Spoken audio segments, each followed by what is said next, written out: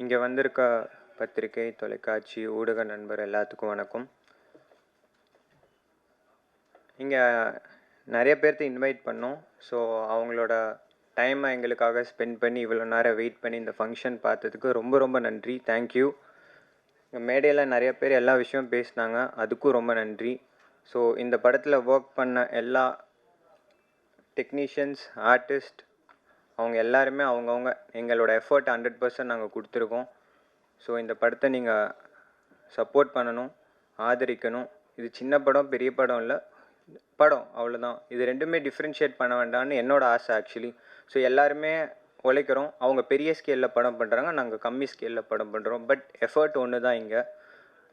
So இந்த படத்தில் director Bhuvan, so அவர் வந்து என் கூட ஆல்மோஸ்ட் ஒரு 2.5 years ட்ராவல் பண்ணியிருக்காரு. அவர் வந்து ஒரு ஃபிசிக்கலி சேலஞ்சு கிடையாது, அவர் ஒரு நார்மலான பர்சனாக தான் பிறந்தார். நடுவில் இந்த மாதிரி ஆயிட்டார். பட் அந்த ஃபிசிக்கலி அந்த விஷயத்தை அவர் வந்து தன் மைண்டுக்கு ஏற்றிக்காமல், அவர் இது நாள் வரைக்கும் தனக்கு ஒரு ப்ராப்ளம் இருக்குது அப்படின்னு வந்து எந்த எந்த இடத்துலையுமே அவர் வந்து அதை காமிச்சிக்கல. ஏன்னா அதுக்கே ஒரு பெரிய பாராட்டு வேணும் ஆக்சுவலி. ஏன்னா நம்ம எப்படி வேணாலும் உழைக்கலாம் ஆக்சுவலி, நம்ம எவ்வளோ ஹார்ட் ஒர்க் வேணாலும் பண்ணலாம். பட் அவர் கிட்டத்தட்ட பிரெயினில் ஒரு 12 பிரெயின் சர்ஜரி பண்ணியிருக்காங்க ஆக்சுவலி அவர் பிரெயினில். ஸோ அதெல்லாம் வந்து எனக்கு தெரிஞ்சு நார்மலாக அது சர்வே பண்ண முடியுமானா ரொம்ப கஷ்டம் ஆக்சுவலி. ஸோ அதையும் தாண்டி இப்போ இந்த ஸ்டேஜில் உட்காந்து என்னால் முடியும், என்னால் இப்போ சினிமா எடுக்க முடியும், வீட்டில் அவங்க அப்பா கூட சண்டை, அவங்க அம்மா கூட சண்டை, அவங்க வீட்டில் உள்ள அதெல்லாம் மீறி இப்போ வந்து படம் பண்ணி இந்த ஸ்டேஜில் வந்து நாங்கள் உட்காந்துட்டு இருக்கோன்னா அவரோட தன்னம்பிக்கைனால தான் இங்கே இருக்கிறார் அவர். இப்போ அவங்க அப்பாவும் சேர்ந்து சப்போர்ட் பண்ணுறாரு அவருக்கு. So thank you. ஸோ என் கூட இவ்வளோ வருஷம் அவர் ட்ராவல் பண்ணியிருக்கார், ஆல்மோஸ்ட் 2.5 years. நல்ல ஒரு ட்ராவல். ஸோ அடுத்தடுத்தும் நாங்கள் ஒர்க் பண்ண போகிறோம். அதுக்கப்புறம் ஸ்ரீனியா ப்ரொடியூசர், ஸோ அவங்க என்னை நம்பி ட்ராவல் பண்ணதுக்கு அவங்களுக்கு ஒரு மிகப்பெரிய ஒரு நன்றி. அவங்க அப்பா அம்மா, அங்கிள் ஆன்ட்டிக்கு ரொம்ப நன்றி. எங்கள் அப்பா அம்மாவுக்கு ரொம்ப நன்றி. ஏன்னா என்னோடய ஜேர்னி வந்து ஈஸி கிடையாது. உண்மையாலுமே சொல்கிறேன், என்னோடய ஜேர்னி வந்து ரொம்ப கஷ்டமான ஜேர்னி தான் இது வரைக்கும். நான் சினிமாவுக்கு வந்து ஆல்மோஸ்ட் 9 years ஆச்சுங்க. 9 years-ஆக ஃபஸ்ட்டு ஒரு படம் பண்ணேன். அந்த படத்தில் நான் 2 crores போட்டேன். அந்த படம் வெளியே வரல, இது வரைக்கும் வரல. ஸோ இழந்தேன். படமும் ரிலீஸ் ஆகலை. நிறையா போராட்டங்கள் அந்த படத்தில் சந்தித்தேன். ஸோ படமும் ரிலீஸ் ஆகலை. நெக்ஸ்ட்டு எனக்கு ஒரு வாய்ப்பு வந்தது, ஒரு படம் பண்ணேன். அந்த படம் நினச்ச மாதிரி போகல, ஓடல. படம் ரிலீஸ் ஆச்சு, ஓடல. பட் வாய்ப்பு வந்து பயன்படுத்திக்கிட்டேன். அதுக்கப்புறம் இங்கே சினிமா பார்த்திங்கன்னா ஜெயிக்கிற குதிரை முன்னாடி தான் ஓடிட்டுருப்பாங்க. ஸோ இங்கே டேலண்ட்டுக்கோ இல்லை அழகுக்கோ மற்ற இதுக்கோ வாய்ப்பு கிடையாது. இங்கே ஜெயிச்சா நீங்கள் இருக்கலாம். இங்கே சினிமா மட்டும் இல்லை, எல்லா துறையிலையும் அதுதான். பட் சினிமாவில் இன்னுமே அது ஜாஸ்தி தான், இது வியாபாரமாக பார்க்குறாங்க. பட் அதை பார்க்காம ஒரு நார்மலாக பார்த்தா நிறையா டேலண்ட்ஸ் வரலாம் இண்டஸ்ட்ரிக்கு, நிறையா டைரக்டர்ஸ் வரலாம், நிறையா ஹீரோ வரலாம், நிறையா கேரக்டர் ஆர்டிஸ்ட் வரலாம், நிறையா பேருக்கு இங்கே வாய்ப்பு கொடுக்கலாம். ஒரு வியாபாரமாக பார்க்கலன்னா இங்கே நிறைய பேர் வரலாம். தமிழ் சினிமா அடுத்த லெவலுக்கு போகலாம். எனக்கு தெரிஞ்சு இங்கே நிறையா டேலண்ட்ஸ் இருக்காங்க, பட் வாய்ப்புகள் தான் கிடைக்க மாட்டேது. என்ன மாதிரி நிறையா ஹீரோஸ் வளரலாம், நிறையா டைரக்டர்ஸ் வரலாம், ஏன்னா உங்களுக்கு ப்ரொடியூசர் கிடைக்க மாட்டேது. ரியல் ஃபேக்ட் அதுதான் ஆக்சுவலி இப்போ இருக்கிற நிலமையில். ஒரு படம் கூட நம்ம எடுத்துடலாம், அந்த படத்தை எடுத்துகிட்டு போய் மக்கள் வந்து பார்ப்பாங்களா, தியேட்டருக்குள்ளே வருவாங்களா, நிறையா போராட்டங்கள் ஆக்சுவலி. உண்மையாக தான் சொல்கிறேன். இப்போ நான் இந்த படம் முடிச்சு ஆல்மோஸ்ட் ஒரு 6 months ஆச்சு சென்சார் ஆகி. பட் நான் ஒரு தடவையும் வந்து ரிலீஸுக்கு போகும்போது ஒரு ப்ராப்ளம் வரும் ஆக்சுவலி. ஒன்றா ஐபிஎல் வரும், இல்லை வேர்ல்ட் கப் வரும். இதை மீறி வந்து ஆடியன்ஸ் ஐபிஎல்லையும் வேர்ல்ட் கப்பையும் விட்டுட்டு சினிமாவுக்கு வந்து பார்ப்பாங்களான்னா கண்டிப்பாக கிடையாது. ஸோ ஃபஸ்ட்டு ப்ரிஃபரன்ஸ் அதுக்கு தான் கொடுக்குறாங்க. ஆர் பெரிய கேஸ்டிங், பெரிய ஸ்கேல் பண்ணுற படத்துக்கு உள்ளே போகிறாங்க, எங்களை மாதிரி படத்துக்கு உண்மையாலுமே வரதில்லை. ஸோ இதெல்லாம் மாறி பண்ணனா இந்த மாதிரி படங்கள் ஆக்சுவலி எங்களை இந்த இந்த இந்த இந்த பட்ஜெட்டில் பண்ணுற படங்கள் வந்து ஆப்வியஸ்லி நல்லா பண்ணலாம். நல்ல என்ன சொல்கிறது, பிஸ்னஸ் ரீதியாக இன்னும் கொஞ்சம் நல்லா ஆகும் ஆக்சுவலி. இப்போ எங்களுக்கு பிஸ்னஸ்ன்னு பார்த்திங்கன்னா OTT, Hindi, FMS, other regional language, இதில் தான் இப்போ பணம் ஆக்சுவலி. தியேட்டர் கலெக்ஷன் 0 தான், உண்மையாலுமே எனக்கு தெரிஞ்சு 0 தான். பட் இதில் பணம் வந்தால் மட்டும்தான் படத்தில் வந்து பணம் ரிகவர் பண்ண முடியும்.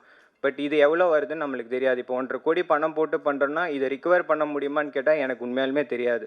அது என்ன நடக்கும்னு தெரியாது. பட் இதெல்லாம் மீறி நாங்கள் வந்து இங்கே நின்றுட்டு உங்ககிட்ட பேசிகிட்டு இருக்கோன்னா எங்களோட உழைப்பை நம்பி, எங்களோட திறமையை நம்பி, அடுத்து நம்ம எதாவது பண்ண முடியும், எங்களால் ஜெயிக்க முடியும்னு சொல்லி தான் நாங்கள் பண்ணிகிட்ருக்கோம். ஸோ உங்களோட சப்போர்ட் கண்டிப்பாக இந்த படத்தை கொண்டு போய் நல்ல விதமாக சேருங்க.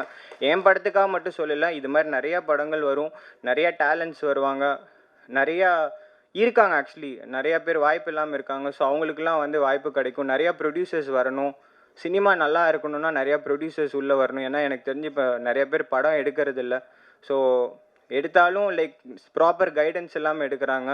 ஸோ என்னென்னு லைக் இதெல்லாம் வந்து கேட்டுட்டு சினிமா தெரிஞ்சு ஒரு தொழில் கற்றுக்கிட்டு படம் எடுத்தாங்கன்னா கண்டிப்பாக இந்த துறையில் சம்பாதிக்கலைன்னா வேறு எதுலேயுமே நம்ம சம்பாதிக்க முடியாது. ஏன்னா இது அற்புதமான தொழில் ஆக்சுவலி. ஏன்னா மனசார சொல்கிறேன், நான் பணம் இழந்தாலும் திருப்பி நான் இதுக்குள்ளே தான் ஓடிட்டுருக்கேன். எனக்கு இதை தவிர வேறு எதுவும் தெரியாது ஆக்சுவலி. உண்மையாலுமே எனக்கு இப்போ ஆல்மோஸ்ட் ஒரு 9-10 இயர்ஸ் ஆச்சு.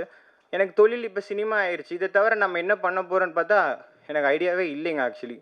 ஸோ இதெல்லாம் மீறி நாங்கள் வந்து நின்று பண்ணிகிட்ருக்கோம். எங்களுக்கு சப்போர்ட் பண்ணுங்கள். அப்புறம் இங்கே ஒரு முக்கியமான விஷயம், இங்கே ஒரு ஆக்ட் பண்ணாங்க. ஸோ அந்த குழந்தைங்க வந்து ரொம்ப ரொம்ப நல்லா பண்ணாங்க. ஆக்சுவலி அது என்னோடய சைல்ட்ஹுட்டில் எனக்கு நடந்த ஒரு பாதிப்பு ஆக்சுவலி. என்னென்னா, நான் சின்ன வயசில் ஊட்டியில் படிச்சுட்டு இருந்தேன். அப்போ நான் 2nd ஸ்டாண்டர்ட். ஸோ அப்போ கோயம்புத்தூரில் பாம் பிளாஸ்ட் நடந்தது. அந்த இடத்துல பார்த்தீங்கன்னா நான் இல்லை, எங்கள் ஊட்டியில் ஹாஸ்டலில் இருக்கிறேன். ஒரு 1 வீக் கழித்து மேகசின்ஸ்லாம் வருது. அந்த மேகசின்ஸில் பார்த்தீங்கன்னா கோயம்புத்தூர் பாம் பிளாஸ்ட் அது இதுன்னு வந்துட்டுருக்கு. அப்புறம் நான் ஃபோட்டோஸ்லாம் பார்க்குறேன். ஆர்எஸ்புரம் அந்த பகுதியில், அது எங்கள் பில்டிங் முன்னாடி ஆக்சுவலி, எங்கள் வீடு அங்கே தான் இருக்குது. பில்டிங் முன்னாடி அந்த மரத்தில் வந்து பாம்பை வந்து கட்டி தொங்க விட்டு வெடிச்சது ஆக்சுவலி அந்த பாம் பிளாஸ்ட். அந்த பாம் பிளாஸ்ட்டில் ஒட்டு மொத்தமாக எங்கள் ஏரியா, ஐ மீன் என்னோடய பில்டிங் மட்டும் இல்லை, எல்லாமே டோட்டல் இது பாதிக்கப்பட்டது. அந்த அந்த இடத்துல எங்களோட கடை இருந்தது, பில்டிங் இருந்தது, பணம் எல்லாமே டோட்டலாக ஜீரோ வந்துட்டோம். Totally zero. ஏன்னா எல்லாமே வேனிஷ்ட். அப்போ வந்து எனக்கு அது தெரியாது, ஏன்னா சின்ன வயசுனால தெரியாது. பட் அந்த ஃபோட்டோலாம் பார்த்துட்டு நான் அழுக ஆரம்பிச்சிட்டேன். எனக்கு புரியல என்னென்னா, நம்மளுக்கு அப்பா இல்லையா, அம்மா இல்லையா, எனக்கு என்ன நடக்குதுன்னு தெரியல. ஆல்மோஸ்ட் எனக்கு அடிக்கடி ஃபோன் வந்துட்டுருக்கும் ஹாஸ்டலில் இருக்கிறனால. ஃபோன் வரல ஆல்மோஸ்ட் 2 months எதுவுமே வரல. ஏன்னா ஃபோன் கனெக்ஷன்ஸ் எல்லாம் கட் ஆயிடுச்சு, எதுவுமே புரியல. ஸோ ஒரு நாளும் நைட்டு தூங்கும்போது அம்மா அப்பா ஃபோட்டோ வச்சுட்டு அழுதுட்டுருப்பேன். தலகாணி கடியில் என்னடா நடக்குது, நம்ம அப்பா இருக்காங்களா, அம்மா இருக்காங்களா, ஒன்றுமே புரியல. நம்ம ஒரு வேளை நம்ம ஆர்ஃபன் ஆகிட்டோமா, அந்த மாதிரிலாம் எனக்கு அந்த ஆர்ஃபன் வேர்டு கூட எனக்கு அப்போ தெரியாது. பட் மைண்டுக்குள்ளே வந்து எனக்கு அது போயிட்டே இருக்கு, அழுதுகிட்டே இருக்கேன். 2 months சாலிடாக 2 monthsக்கு அப்புறம் தான் வந்தாங்க என்னை பார்க்குறக்கு. ஊட்டி ஹாஸ்டலில் என்னை பார்க்க வந்தாங்க. அப்போ பார்த்துட்டு அழுதுட்டேன். அது வரைக்கும் எனக்கு அப்பா இருக்காங்களா, அம்மா இருக்காங்களான்னு எனக்கு உண்மையாலுமே தெரியாது. ஸோ அந்த மாதிரி எனக்கு வந்து பாதிக்கப்பட்ட ஒரு சம்பவம் அது. ஸோ இந்த பாம் பிளாஸ்ட் அப்படி எதுக்கு நடக்குதுன்னு தெரியல. பட் அதை விஷயமாக தான் இந்த படத்தை நாங்கள் பண்ணியிருக்கோம். பட் இதனால வந்து யாருக்கும் எந்த பிரயோஜனமும் இல்லை. இந்த பாம் வெடிக்கிறனால பார்த்தீங்கன்னா அப்பாவி மக்கள் மட்டும்தான் பாதிக்கப்படுறோம். அது எதுக்காக பண்ணுறாங்க, என்ன ரீசன் எதுவுமே தெரியாது. பட் மதமா, இல்லை இது அரசியலா, இல்லை இது வந்து தன்னோட ஒரு சைக்கோ சுயநலமாக பண்ணுறாங்களா, எதுவுமே புரியல. பட் இதெல்லாம் வந்து தவிர்த்தா லைக் நம்ம வாழ்கிற இந்த எர்த், இந்த வேர்ல்டு வந்து இன்னும் பியூட்டிஃபுல்லாக இருக்கும். ஏன்னா இங்கே எல்லா விஷயமும் இருக்குது. ஒரு மனுஷன் உதவி பண்ணி லைஃப்பில் வந்து வாழ்ந்தால் நம்ம மேல் நோக்கி போகலாம். ஏன்னா இங்கே எதுவுமே நிரந்தரம் கிடையாது. ஆக்சுவலி இதுக்கு முன்னாடி எத்தனையோ பேர் வந்து சாதித்தவங்க இருக்காங்க. ஒரு விஷயம் நம்ம லைஃப்பில் அதை எடுத்துக்கிட்டால் போதும். இதுக்கு முன்னாடி எத்தனையோ பேர் பல சாதனைகள் சினிமாவில் பண்ணியிருக்காங்க, இல்லை ஸ்போர்ட்ஸில் பண்ணியிருக்காங்க, எல்லா துறையிலையும் பண்ணியிருக்காங்க. பட் நம்ம ஞாபகம் வச்சுருக்குமான்னு பார்த்தா கண்டிப்பாக இல்லை. இப்போ நாளைக்கு எங்களுக்கும் இதே நிலைமை தான். நாங்கள் எவ்வளோ சாதித்தாலும் எங்களையும் மறக்க தான் போகுது. ஸோ இந்த வெற்றியும் நிரந்தரம் இல்லை, தோல்வியும் நிரந்தரம் இல்லை, லாபமும் நிரந்தரம் இல்லை, நஷ்டமும் நிரந்தரம் இல்லை. ஸோ எல்லாமே சமமாக நினச்சி நம்ம வாழ்ந்தோன்னா லைக் மற்றவங்க ஒருத்தருக்கு ஒருத்தர் உதவி பண்ணி வாழ்ந்தால் இந்த லைஃப் நம்ம ஹியூமனிட்டி, ஏன்னா அதுக்காக தான் கடவுள் நம்மளை படைச்சிருக்காங்க. ஹியூமனிட்டி, மனித நேயத்தை வந்து இது பண்ணுனா நம்ம லைஃப் ரொம்ப நல்லாயிருக்கும். எல்லாருமே வளரணும்னு நினச்சா போட்டி பொறாமப்படாமல் எல்லாருமே வளரணும், ஒருத்தருக்கு தூக்கி விடணும், வளரணும் அப்படின்னு நினச்சா இங்கே வந்து இதை தவிர, இந்த ஹர்த்தை தவிர வேறு எங்கேயுமே நம்ம வாழ முடியாது எனக்கு தெரிஞ்சு. ஸோ எல்லோரும் ஸ்ப்ரெட் ஹியூமனிட்டி, ஸ்ப்ரெட் மனித நேயத்தை வந்து ஸ்ப்ரெட் பண்ணுங்கள். ஒருத்தர் உதவுங்க. போட்டி பொறாமல் வஞ்சகம் எதுவும் இல்லாமல் லைஃப்பில் நல்லா வாழ்வோம். So thank you.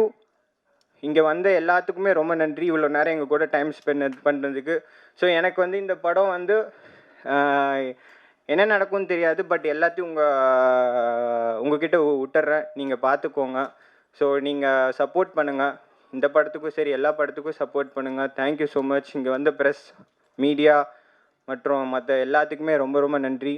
And thank you sir. K Rajan சாருக்கு ரொம்ப நன்றி, ஜாகுவார் சாருக்கு நன்றி, சுபாஷ் சாருக்கு நன்றி, ஜீவா சாருக்கு.